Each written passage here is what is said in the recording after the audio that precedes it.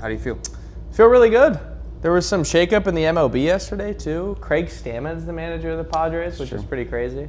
I guess that 9.5-hour interview that Albert Pujols and the Padres conducted did not come to fruition. I couldn't help but think of you, Shay, too, because now Albert's still in the open market. So if Ali ends up departing, then there's another option. Yachty just accepted a managerial position in the Venezuelan league, so he's probably still on the table as well. Great. In terms of MLB spots. So yeah, I got my eye on that next year. All right, let's get right into college football. I want to start with the 10 a.m. game. College game day is going to be in Lubbock, Texas. BYU, Texas Tech, probably the biggest Big 12 game of the entire season. Cougars are still undefeated. They're 8-0, 5-0 in conference play. This is by far their toughest test of the year. They've been able to pass all the other tests with flying colors. They're getting wins week in and week out. But it's a Texas Tech team that is probably the healthiest they've been in a while in terms of they'll have Baron Morton, who has started to settle back in. That defensive line for Texas Tech, one of the best in the country. They spent dang near $10 million on, and it's worked. Some of the highest sack numbers in the country with Bailey and company. Have one of the best linebackers and defensive players in the country with Rodriguez, the quarterback turned linebacker who seems to force like 3 fumbles a game. Very good Texas Tech team. Very good. And I set the stage like that because I don't know about you, but I think this is finally where BYU gets a tally in the loss column. Yeah, I'm all over that as well. I think the spread just tells us everything we need to know. They're giving them 10.5 at home. That's just saying that, hey, Texas Tech is the overwhelming favorite. They should get it done, and I really do believe that's the case. They've been battle tested. They dropped a game on the road at Arizona State. And for ASU, BYU winning this game would be more beneficial in a sense, because then you would have the leg up on Texas Tech with the potential tiebreaker. So I know who we'll be rooting for, but I do think that the Texas Tech Red Raiders are simply a better football team. Bachmeier's been great as a freshman quarterback, but something's got to give eventually. You think on the road, college game day environment. So I'm all over the Red Raiders. I think they win by a touchdown. It's hard to say if they'll cover 10.5 just because that's a whopping mark, but they're going to get this win. No, I'm glad you brought up Bachmeier because he's been a revelation in terms of a true freshman quarterback that it's hard to believe that you're getting 2 more years from Bear Bachmeier after this one. Like the way that all unfolded, he was supposed to go to Stanford. That didn't come to fruition after Jake Retzlaff, the BYU quarterback, got into some trouble, had to transfer. And all of a sudden, Bear Bachmeier gets a chance to start his true freshman season. He comes to BYU, and he's led him to an 8-0 start and now gets 2 more years. And that's great for BYU because now they don't have to worry about post-Retzlaff life. This is post-Retzlaff life. Yeah. And it's not a situation where Retzlaff does whatever he does this season in a BYU uniform, and then the next few years you're having to maybe pluck from the transfer portal or whatever. You get a true freshman that was ready to start day one, has started day one, and now you're a top 10 team in the country. Very impressive, and I never saw that coming. It wasn't even a guarantee that Bachmeier was going to start week 1, and he started every game and excelled. It was a BYU team that I did not give them a chance to win in the Utah game. I didn't give them a chance really to win in the Iowa State game, even with a banged-up Iowa State team a couple weekends ago in Ames, because they barely beat Colorado, which that's aged even more poorly. They kept it close with West Virginia at home in Provo. That's aged pretty poorly since then as well. But they got it done against Utah. They got it done against Iowa State. There's reason to believe they could do it again if they're just that kind of team against Texas Tech. But Aidan and I, both on the Raiders. All day. Next game I want to get to is Georgia at Mississippi State. This is a Georgia team that has played with their food week in and week out, and yet they still find a way to get the job done every weekend. And on the flip side, it's a Mississippi State team that is keeping every single game they play in close, and then until they finally got in the win column in their last one, dropping them. They kept it close against Texas. They kept it close against Florida and ended up losing. They kept it close against Tennessee, and then ended up losing. It's a team that has played to the level of a lot of the top teams in the SEC for parts of games, and then just crumbled at the end, lost games they weren't supposed to. They finally got it done at Arkansas, and now they host a very, very good Georgia team. I was thinking about this UGA team, Aidan. if there was if they didn't end up losing to Alabama, which in that second half they didn't allow a single point to Alabama in that game a month or so ago. If they don't lose that game, they're undefeated and they're in the conversation of like best team in the country with Ohio State. Yeah. And instead they dropped that Alabama game.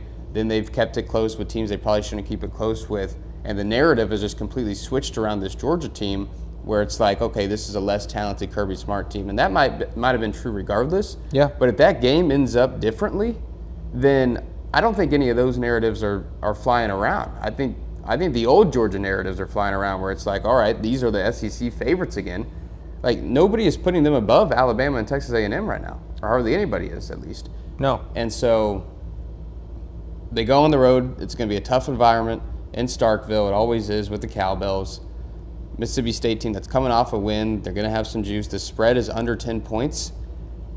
I think Georgia, this is finally the game, though, where they kind of hammer a team into the ground and they assert that dominance.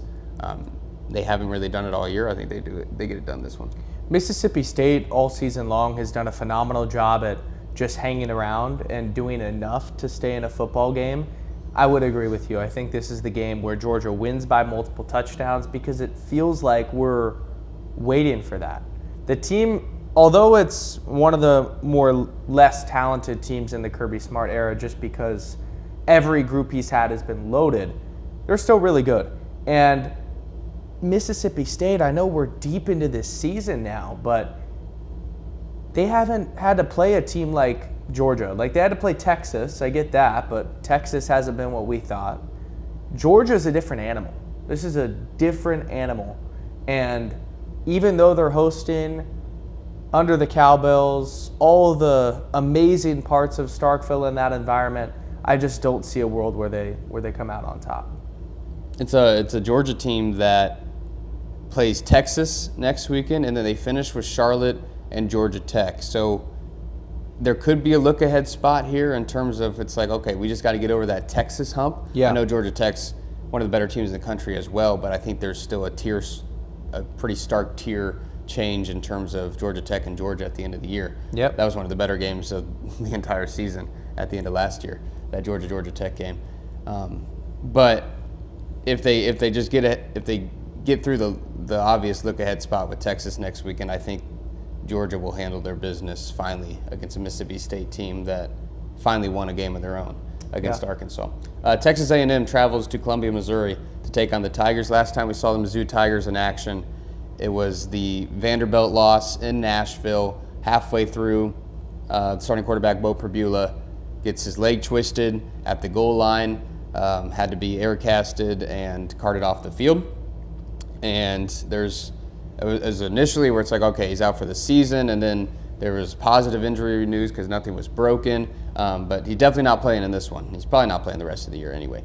I can't believe this spread with a third-string quarterback, because if you remember right, in Game 1 against Central Arkansas, beginning of the season, it was still a quarterback battle between Sam Horn and Bo Perbula. And Sam Horn, his first really play of the season, designed quarterback run, and he broke his leg. He's out for the rest of the year.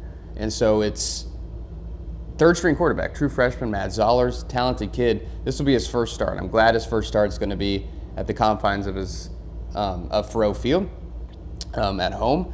Not so happy that it's against Texas A&M, an undefeated number 3 team in the country. So we're going to see what Zollers has. We're going to see how, after a bye week, how creative the play calling can get for a true freshman to take some of the pressure off of him. And that seems like it should be an easy proposition when you have Ahmad Hardy and Jamal Roberts as the running back duo there. But Texas A&M knows they're probably going to run it. They're going to sell out to stop the run in this game, and that's how they're going to win the ball game if they do so. And so Zollers will have to beat A&M with his arm. You've seen that happen to A&M a couple times already this year. Can Zollers, as a true freshman, do it? I don't know. But again, I don't know. I was very surprised to see the spread stay under the hook. It's under 7. It's 6.5. Like if bettors can go out and bet plus a touchdown for Mizzou or minus a touchdown for A&M, and if they think the Aggies are going to win, they're going to. I just can't believe they're not getting the hook. Yeah, it's really shocking when Shay just laid out all the Mizzou has gone through this season, the ups and the downs. Marcel Reed has just been so good for Texas A&M and has taken that next stride this season after Connor Wegman was there, and it was kind of a battle last season. Now Wegman with Houston, and Marcel Reed's taken over that offense. But his dual threat ability is really what sets him apart, and that would still make me comfortable just assessing everything that Mizzou's gone through to still pick A&M in this game. It's just tough to pick a home underdog with the circumstance, but Yeah. I do think that A&M is due for a loss. So if it happens this time, I don't think I would be extremely shocked. When you're undefeated and you're in the SEC and it's a war zone every week, it's going to give eventually. There's going to be a week down the road where they drop one. Yeah, So and I maybe thought that it's Saturday. too. It's not likely that they finish the season undefeated, and their next couple games are South Carolina and Samford. And what are the chances they lose those games either? But they finish at Texas. I think that's where it happens. I can very well see an 11-1 season finishing with a loss at Texas. I give Mizzou a better shot in this game just because the spread is kind of urging you to do that. It's just breaking through the cloud of negativity and pessimism that occurred after that Bo Prabula injury, where it's kind of like the cloud of, all right, the season is over. That's the issue here. And I think this will be a huge test of mental aptitude, mental toughness, coming off the bye week and coming off that Vanderbilt loss where you lose your starting quarterback and you're down to a third string now. If they can fight through that and keep it close, then it's like, wow, props to Mizzou. But I don't think A&M will drop this one. I think they're in a spot where they can't drop this one to a team with a quarterback situation like this if they want to play for something where they're in position to do so right now. Well, they're completely in control of their own destiny, and that's the beauty of it too. But if you drop this game and then you drop that Texas game to end the season, that's a 2-loss team. You're probably towards the bottom of that bracket. You have to play in that first round rather than getting a bye. So Yeah. all these games mean so much. Absolutely. Another ranked-on-ranked matchup. Number 9 Oregon travels to Iowa City, take on the number 20th ranked Iowa Hawkeyes. It's an Iowa team that's just kind of quietly they've flown under the radar, and the first playoff committee rankings come out, and they're ranked top 20. And I agree with it. Their 2 losses are fine losses. It was at Iowa State in the beginning of the season when that was a full-strength Iowa State team. It's not that was a way better team than we've seen from the Cyclones the past few weeks that now have over half of their opening day starters on defense injured. They lost by 3 points on the road in that rivalry matchup, and then they lose at home by just 5 points to the number 2 team in the country in the Indiana Hoosiers. Those are 2 good losses, 2 losses that I don't bat an eye at, and they've taken care of business in every single one of their games. However, Oregon is still looking for a marquee win because that Penn State win has really not helped them at all anymore because of Penn State's been this joke team, and I'll get to them a little bit later. But they get ranked at 9th, well below where they were in the AP poll. I think way below where public has perceived them after they got the 1 seed and had an undefeated season last year. I think this is when Oregon, I want to say this is when Oregon, kind of like the Georgia conversation, just dominates a team. However, I'm going to give Iowa some benefit of the doubt. I think that this is a backdoor cover situation. I think this is like a nasty game on the road. Oregon struggles to move the football because a lot of teams struggle to move the football against Iowa. I think there's a late field goal in this game where it's like, wow, Oregon has controlled this really from start to finish, but an Iowa field goal just made this a 6-point game or a 4-point game. So I'm giving Oregon the win, but I do think it'll be a nasty slop fest when a lot of people are picking Oregon to just kind of dominate after the disrespect of the number 9 ranking. Yeah.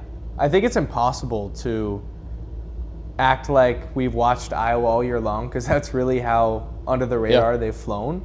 So it's almost just looking at that resume and saying, how do you stack up against Oregon? We know how Iowa is going to bring it week in, week out. They're gritty, especially defensively.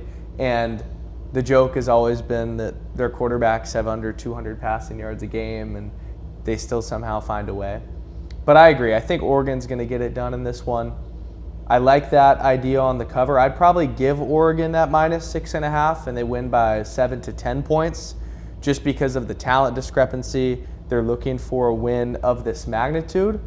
But this is what happens in a lot of cases in the Big Ten is you're not going to get tested a whole lot. Like Oregon didn't get tested a whole lot last season besides that game at home against Ohio State where they came out on top barely. This is a test, and it's not the largest test, but it is one of the few ones they've had this season, and they need to capitalize in a big way.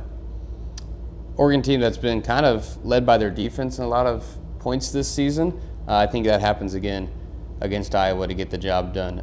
One last game, pretty important ACC game for Virginia.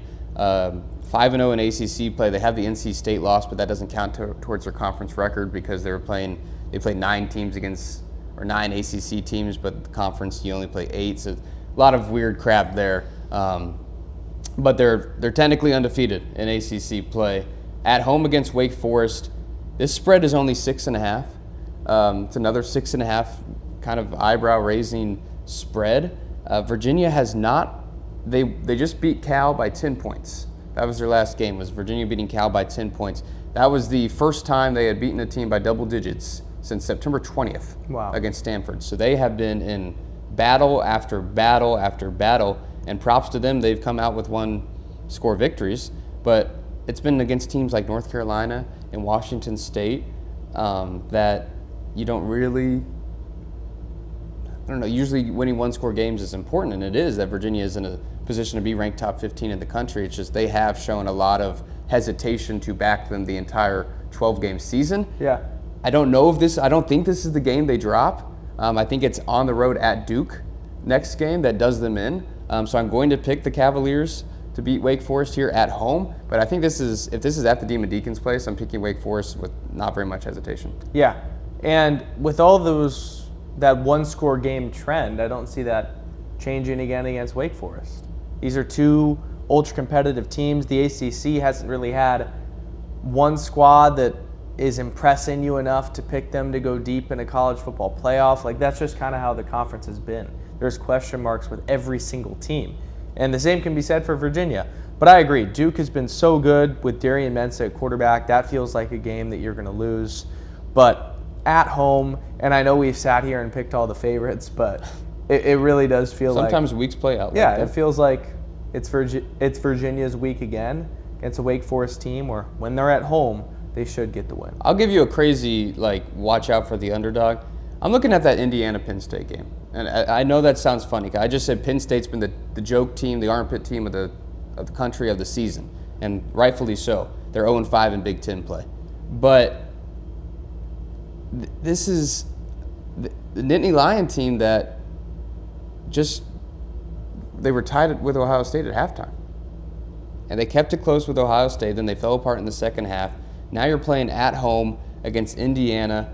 Is Indiana a team that finishes undefeated? They very well could be, but I don't know. It sounds ridiculous to say that. I can picture a world in which Penn State and Indiana are in a, for some reason, close game in the fourth quarter. Yeah. Tomorrow.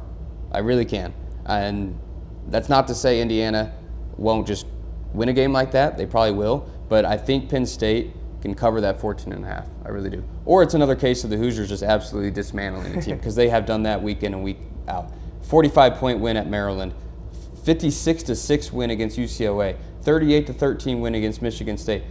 And then before that, it was a 63-10 win against Illinois and wins on the road against Iowa and Oregon. They really have been one of the best teams in the country, one of the best resumes in the country. But they probably have a better resume than Ohio State, really, when you stack it up side by side. Texas is getting some of that momentum back towards the Ohio State side, and Ohio State should be the #1 team in the country. I'm not arguing with that at all. But I just watch out for Penn State. Yeah. And Indiana's just been blowing teams out. That offense is... Yeah, can that sustain too? I don't know. And I think, too, it's like the natural sentiment, like it's Indiana. Like it's still so hard to fully get bought in. Yeah, that's probably what it is. But I don't know. I just don't... Ohio State or Penn State still has the players... Drew Aller's hurt, but they still have the players on the field that they had at the beginning of the season when they were the #2 team in the country. Yeah. Like it's still a lot of the same guys. It's a lot of the same guys on the defensive side of the ball. Is this the best defensive team Indiana will play all season? Especially on the road in that environment. It could be the case where this is the best defensive team they'll play all regular season. So I don't know. Just keep an eye on it. And then LSU Alabama. If this was a spot where Brian Kelly's still the coach at LSU. That's definitely on the slate of games we talk about. I just think this is another case of Alabama winning another game. Yeah, they've been really good. They're simply just better than LSU. Downward spiral there. Do they get that head coach firing boost that we talk about? Yeah, maybe. That'd be funny, but especially because, as we've discussed, there's been all this talk about Brian Kelly that's come out and how he isn't the greatest person, and everyone kind of knew that already. But yeah, I have Alabama here. Ty Simpson is a really good quarterback. He's going to go top 5, and they're good. Kalen DeBoer's figured it out. It's impressive. With where that dialogue was like a month ago to now, he's done a very nice job. Yeah, it's a coach of the year candidate in terms of where the sentiments were beginning of the season, right after that Florida State loss. He's not going to win coach of the year because it's a coach at Alabama. He has all the resources in the world. That's not what the award is designed for. But the way he has righted the ship, I agree with you. It's been very impressive. We were leaning towards it, calling him dead in the water after that, because it's like you lose another road game that you shouldn't. But yeah, they're used to this Saban, they don't mess do around. That. But one of the best teams in the country, hands down. Let's get to the NFL. Let's do it. You want to start feast or potato famine? We're going to do 2 feast picks each, and we're going to do 2 potato famine picks each. Feast, little recap. Feast is 2 teams we think are going to feast. Yeah, we think we like their spots. We like their matchups. We think they're going to win the game pretty handily, or at least more than people are expecting them to. Take advantage of the spot they're in. And then 2 potato famine picks are the exact opposite. 2 teams we think are due for a bad performance or due for a loss. We don't like their matchup this Sunday. So you want to start? Yeah, I'd love to. Baltimore at Minnesota. Feast for the Ravens? Yeah, the Ravens are going to feast on a Minnesota Vikings team that somehow finds a way to get wins, but I haven't seen anything from J.J. McCarthy, anything that's impressive enough to pick them against a Baltimore team that looked electric on Thursday Night Football. Lamar Jackson gets this long week to prepare for a Minnesota team that's just not very good. I think they win this game by double digits on the road and make a statement as they continue to make their way to winning another AFC North title. We are not in the J.J. McCarthy fan club. We haven't been in the Vikings fan club all season, partly because of that. And I was mad at the Lions for losing that game last week. Yeah. I really was. I was mad at the Lions. I didn't even pick Detroit in anything. I didn't even have money on them. I was just mad at the Lions for losing that game and injecting the Vikings are actually a serious football team conversation again. Yes. Because I agree with you. I don't think they're a very good team. No. And I don't think we're gonna be watching them in January in the playoffs. I'd be shocked. I'd be very shocked. I hope Lamar Jackson starts to prove that. The Ravens just need to start stacking up wins. They dug themselves a big old hole with the Lamar Jackson injury and the poor defensive performances and all the injuries on that side of the ball beginning of the year. Yeah. They need to start stacking wins. They can't drop a game like this. They really can't. 4.5-point favorites in that one. My first feast pick, I want to take us to Berlin, Germany. I think the Colts are going to get it done. That 6.5 number has been the number of the day. Love it here.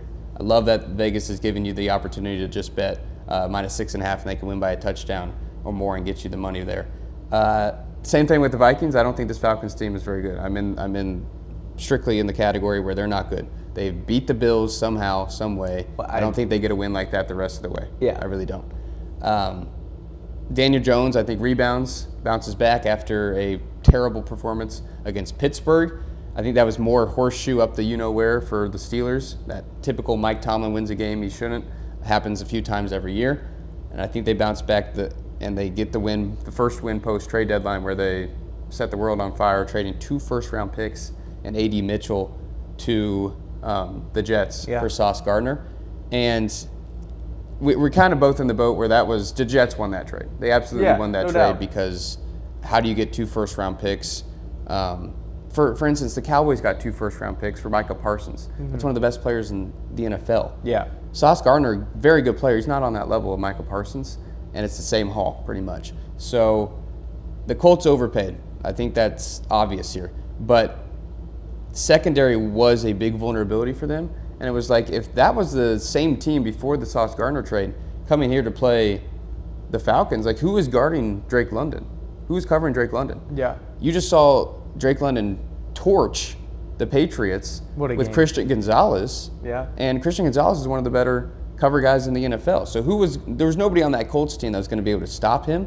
That's not to say that Indianapolis wouldn't have won the game anyways, but Sauce Gardner finally does give you a guy that can limit the other team's best receiver. They really didn't have that. So I like the trade, and they get him for the next 4 years too. Like the Jets had just extended him, so they get the contract. They get the guy locked up for the next 4 years.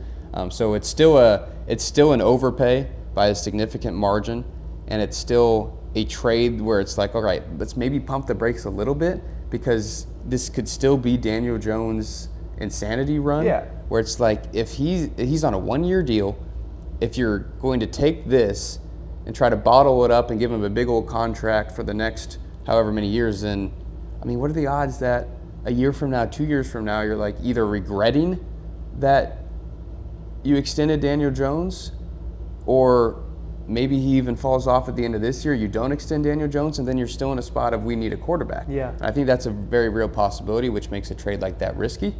But I know I strayed pretty far away from this specific game, Colts-Falcons. I think the Colts are going to win. I just, we didn't really, now that I've gotten a chance to digest that trade and what that kind of means from a Colts front office, how they view the current team, how they view Daniel Jones in the current spot, I just think that's interesting. It is interesting. I think that I'm never going to fault a team for going for it.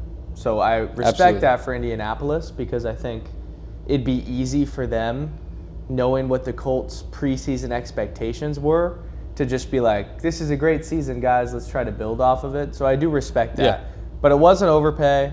You don't know what you're going to get out of Daniel Jones, but you're still in a prime spot to host a playoff game, and that should be step one, and then go from there. Daniel Jones has won a playoff game. He won one on the road in Minnesota. With the New York Giants. Yes. So, I don't know. I mean, he leads the league in passing yards, so numbers don't lie.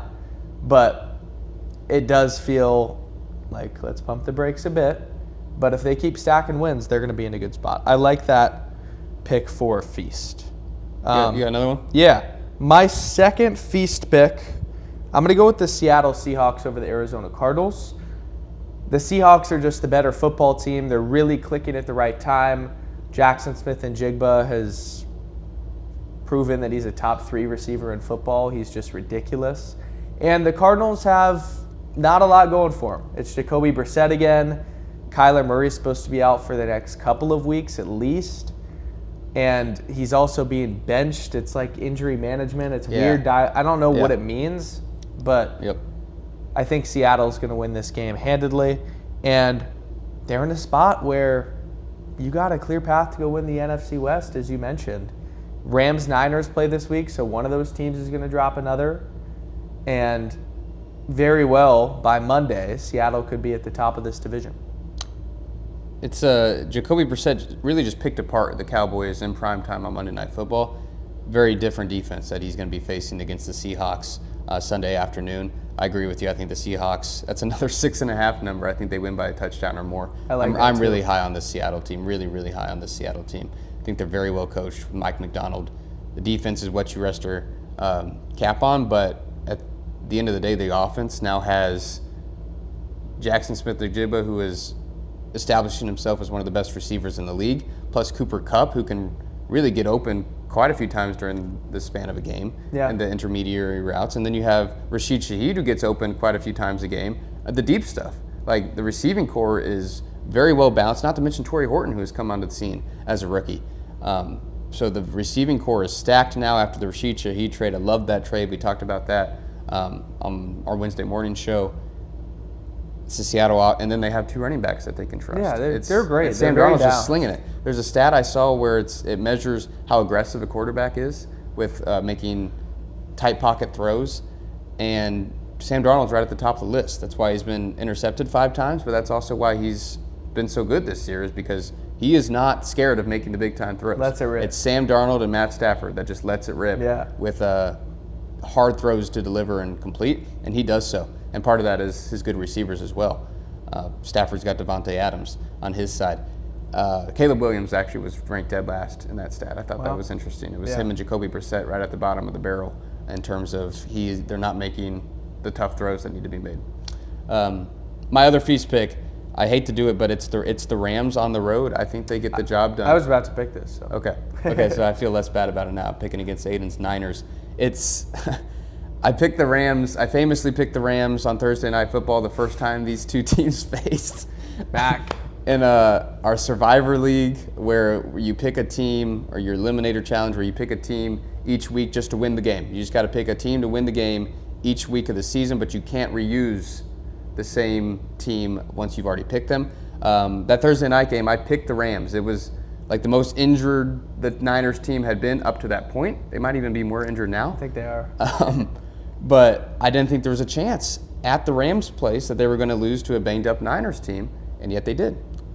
I'm going to just pick the Rams again here. I don't think they go 0-2 against their rivals with how closely contested this NFC West is. It's not like the Niners have gotten all their reinforcements back. No. They've really just lost more and more guys on the defensive side of the ball. And so I think McVay gets it done. I don't think he'll allow himself to go 0-2. Yeah, that's why I also have the Rams winning by a touchdown. I don't see a world where they drop both games to the Niners in a season. Now, they did beat the Niners both games last year, so it is possible that sweeps occur in the season series, but yeah, Rams are going to get it done. There's been MVP momentum for Stafford. I've been hearing that. And like at first you kind of scoff at it just because he's almost 40 years old and you don't think of him being one of the best quarterbacks in the league with the likes of Mahomes and Josh Allen and Lamar. But his stats, he's got almost 2,200 passing yards, which is right around top of the league. He's got 21 touchdowns and 2 interceptions. 2 interceptions when I just said he ranks at the top of making aggressive throws. Yeah. And so he's been so good. Puka and Devontae Adams. I think Puka's injured now. Yeah, I don't think he's playing in this game, but Devontae has been great, and their defense is second best in the league in terms of scoring defense. So it's a really, really good team, and I have them as my second feast pick. All right, couple Potato Famine picks. What you got? My first Potato Famine pick is actually the Chargers on Sunday Night Football. It's a risky spot, but I just feel like the Steelers win these games. That's what it comes down to. And they won these games last week against the Indianapolis Colts. The Los Angeles Chargers have kind of cruised the last couple of weeks, but they still don't have Joe Alt. That offensive line is always shaky, and Justin Herbert really needs it against a powerful front from Pittsburgh. I expect this to be a sloppy game. That over-under's at 45.5. I really like the under there. And I think Pittsburgh ends up getting the win, moving to 6-3, and just continuing to have a signature Steelers season where, in reality, they're not very good, but they find a way to get wins every once in a while. I think this is one of these games where you can just dial in on one unit versus one unit's matchup, and that kind of tells you how this game might go, and that is exactly what you said, the offensive line for the Chargers versus the defensive line for the Steelers. Who is going to Stop TJ Watt? I don't know. Both world-class tackles. The Chargers were coming into this season with 2 of the best offensive tackles in the league, in Slater and in Joe Alt. Both of them are injured now. It's terrible, terrible injury luck. But in this type of game, you can't leave anybody on an island against TJ Watt. You're going to have to double and triple team him, and then the other guys on that Steelers defense can get home to the quarterback. Yeah. You get to Justin Herbert. Herbert has ranked at the top of the league in terms of scramble yards this year because of how many times the pocket has collapsed on him. So if the Steelers recognize that, they spy him all game long. I think if there's a defensive plan here, that's how they win this football game. So I like that pick too. I don't think the Chargers get it done in prime time either. My first famine pick was, I think this is when the Patriots' I agree. luck runs out. And I say luck, that's no disrespect. They have established themselves as a good football team and as a playoff team this season, but they're going on the road to Tampa. And I was originally making this pick because I thought Bucky Irving was going to be back for the Buccaneers. It sounds like he's not. He's still not practicing. I still like the Buccaneers in this spot. I think the Patriots, how many games are they going to be able to win in a row? They have not lost in like months, it feels like. And there's been signs. Drake May is getting sacked time and time again. He has like almost 20 sacks accumulated against him in the last 3 games. That's very concerning. They don't have a bye week for a while, so they've had to play a lot of weeks in a row. I just like the Buccaneers to get it done at home. Christian Gonzalez, I just said, struggled with Drake London. How well is he able to guard Emeka Egbuka tomorrow or on Sunday? That's a spot I'm looking at. And I just think Tampa has, the beginning part of the season, they were like, all right, this is a fun NFC pick to win that conference and get to the Super Bowl. And I think that's kind of gone away. They dropped a game, then they had a bye week. I think that momentum has kind of halted. Right now they're like the 6th team on the odds list to win the NFC. I think that's way too low. I think this is still Buccaneers team led by Baker Mayfield that can win games. When they can win close games, I think the Buccaneers get this one. I'm right there with you. I think people have just forgotten how good the Buccaneers are with all these injuries. And in an NFC that's wide open, they're still in contention for that number 1 seed. Yeah. Like it's real. So if you It's go a game on a they run, need. yeah, if you go on a run starting now, you can get a bye in the first round. You can have the Super Bowl go through Tampa Bay. And just a couple years removed after they had Tom Brady and won that Super Bowl, it's crazy that now it's Baker Mayfield at the helm. And you can still have that same conversation. A little concerned about the Patriots running game too. They refuse to give Travion Henderson the bulk of the RB1 carries just because I think it's because they don't like his blocking abilities. Yeah. So even when Ramondre was out last weekend, they gave some guy I never heard of a lot of carries, a lot of goal line carries. You got a touchdown over Travion Henderson. So I don't know. The running back room, that situation in New England is pretty weird. I mean, even in this game, Rachaad White is a leading rusher coming into this game, and he's not even a starting running back himself just because of the Bucky Irving injury. So I like the Buccaneers. Your last Potato Famine pick. Let's go to primetime the next night, Monday Night Football. I think the Eagles are going to beat the Packers on the road. This is exactly what I had. The Packers were my last Potato Famine Yeah, pick. it's last week they were awful at home against the Carolina Panthers. There hasn't been a point this year where I've said they're good because we've continued to convince ourselves with the preseason expectations that they're talented, and if they really were good, they wouldn't have tied with Dallas on the road, or if they really were good, they wouldn't have lost at home to Carolina last week. Like, there's so many blips where you just continue to question it, and it's been inconsistency from Jordan Love. Like, I don't know what I'm going to get out of him each week. I think they should have added an offensive skill position at the trade deadline, a wide receiver, because that room is filled with a bunch of guys that do the exact same thing. And against these elite teams like the Philadelphia Eagles, it's going to give. And for the Eagles to be plus money here on the road, I think that is a very wise bet on Monday Night Football. It's a spread I woke up to when I was looking at the slate and seeing who I wanted to pick for my Feast and Famine picks. This was Green Bay minus 2.5. That was like an hour ago. It's already down to Green Bay minus 1.5. It's a Monday night game. There's a very real possibility this crosses over the line, and Eagles are favored by the time we get to that game on ESPN. I agree with you. Especially the Tucker Kraft injury. That was because of the receiving room. Tucker Kraft was the guy on like 3rd and 7. We need a first down conversion. The ball was going to Tucker Kraft. Yeah. And with the Brock Bowers injury, it was like, is Kraft the best tight end in the league? And he tears his ACL. It's a terrible injury for them. And I think they start facing the ramifications of that starting this week against Philly. It's an Eagles team that are the favorites to win the NFC right now. That's for a reason. FanDuel doesn't just throw numbers out there at you. That's for a reason. Vegas thinks they're getting back to the Super Bowl as it stands right now. They need a win like this on the road. The Eagles kind of need to get a marquee win under their belt. They don't have one yet. I think this is where it is. I'm in agreement.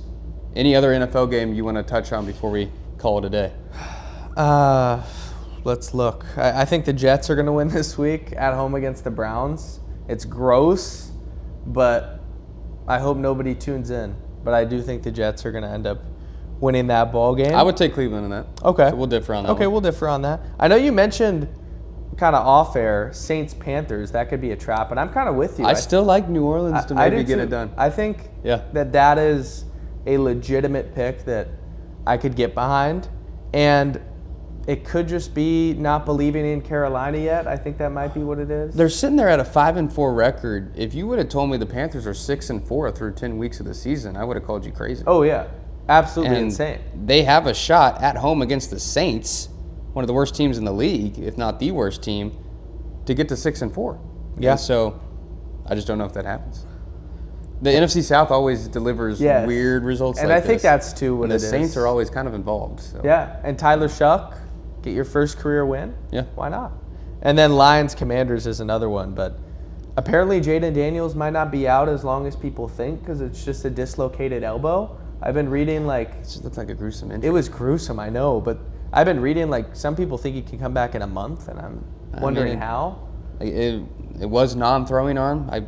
That surely helps. But what do you have in? Speaking of quarterback injuries, Stroud is out this week for the Texans with a concussion. They're at home against their AFC South rivals, the Jaguars. What do you think happens? That's there? why I picked Jacksonville. I also have Jacksonville. And I would have picked Houston if Stroud was healthy. That's what it was. I said, CJ Stroud isn't healthy. The offense didn't look that efficient with Davis Mills last week. They ended up losing that game, a game they should have won.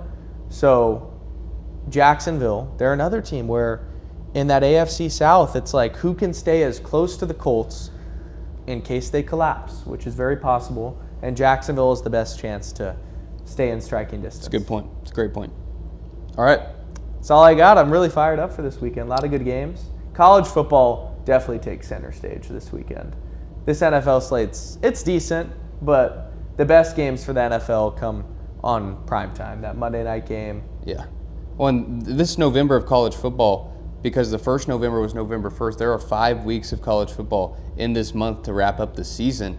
And there's always, I was talking to you about it, the first ever number one ranked team in the first ever college football playoff selection show rankings was Mississippi State. That never ended up panning out. It's just there's always carnage after the first edition of the rankings. Yeah. We're going to get that starting this weekend. There's going to be results that just throw us off the scent of whatever we thought we were smelling. So those rankings are going to change drastically every single week, and I'm excited to see what games, what matchups, what results start the domino effect there. Yeah, that BYU Tech game day going there, it's a great way to start it off, and then you have Mizzou A&M after, and the rest of the slate's pretty loaded. Yeah.